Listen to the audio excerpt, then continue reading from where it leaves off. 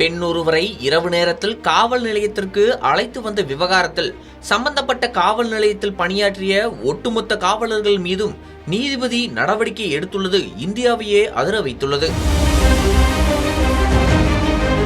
இதுகுறித்து வெளியான வீடியோவில் ஒரு வழக்கின் முக்கிய குற்றவாளியான ஒரு நபரை தேடி அதிகாலை 4:15 மணி அளவில் காவல்துறையினர் அந்த நபரின் வீட்டுக்கு சென்றுள்ளனர்.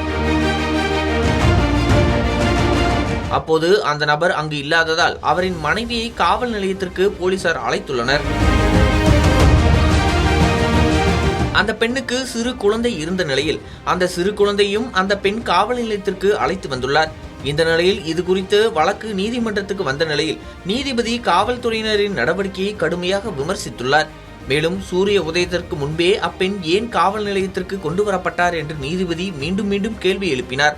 இதற்கு 5 மணிக்கு வெளிச்சம் வந்துவிடும் என்று காவல்துறை தரப்பில் ஆஜரான வழக்கறிஞர் கூறிய நிலையில் அதற்கும் நீதிபதி கடுமையான கண்டனத்தை தெரிவித்தார்.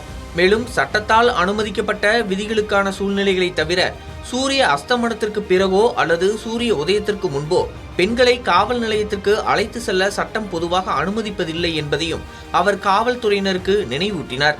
தொடர்ந்து இந்த விவகாரத்தில் தவறு செய்த சம்பந்தப்பட்ட காவல் நிலையத்தில் பணியாற்றிய ஒட்டுமொத்த காவலர்களையும் இடைநீக்கம் செய்து நீதிபதி உத்தரவிட்டுள்ளார். இது தொடர்பான வீடியோ காட்சிகள் வெளியாகி பரபரப்பை ஏற்படுத்தியுள்ளது.